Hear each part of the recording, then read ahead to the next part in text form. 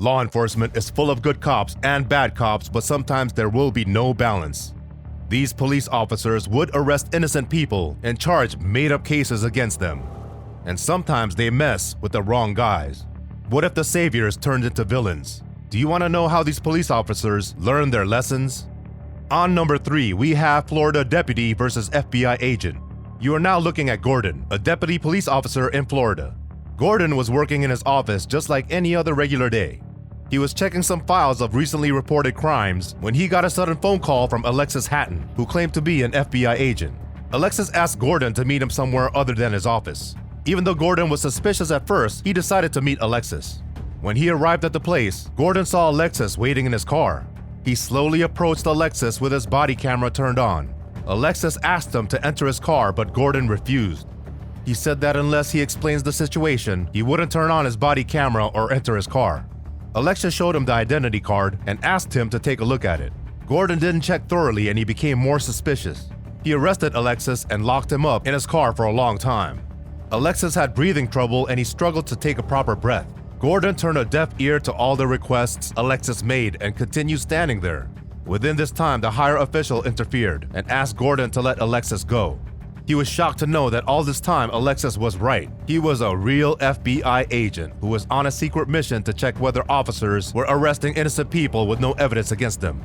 On number 2, we have a former police detective. Roger Glupski was working in the Kansas Police Department for decades. Everyone knew him as that hardworking guy who would sacrifice his life to save people, but no one knew what he was doing for his long period of service.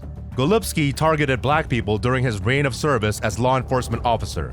From 1998 to 2002, there were 2 cases reported against Glupski for sexually abusing black women. On 15th September 2022, he was taken to court. His attorney fabricated a long list of health issues and the risk of losing Glupski's life if he did not have heart surgery by April. His attorney also added that his client was a diabetic patient and his health should be taken into consideration. As the case progressed, a major case got unveiled and Glupski's name emerged. Lamont McIntyre was accused of a double homicide, and Glupski arrested the 17-year-old Lamont. He even went to the extent of willfully testifying against Lamont. The poor boy lost his precious 24 years serving in prison, and the person responsible was Glupski.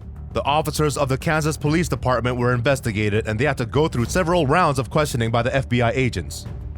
On number 1, we have the DEA officers.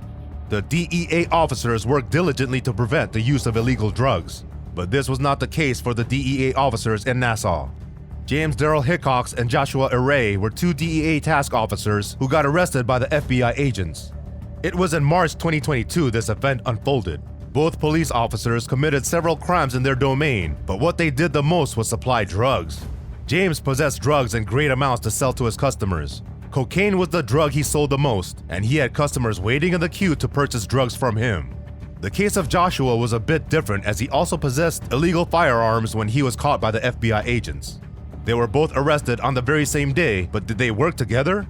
Are they part of any mafia? The FBI continued with their investigation and they managed to find a shoebox with $100,000 stored in it from the closet of James. When they searched the house completely, they found another set of money, which was around $200,000 from another shoebox kept in his garage. They ran the bank accounts of James and his family and they found a deposit of $86,000 in their bank accounts. The authorities ordered an internal investigation in the office of the DEA and the Nassau County Sheriff's Office. Whose side are you on? Team FBI or Team Police officers? Do you think there are criminals among law enforcement officers? Let us know in the comments.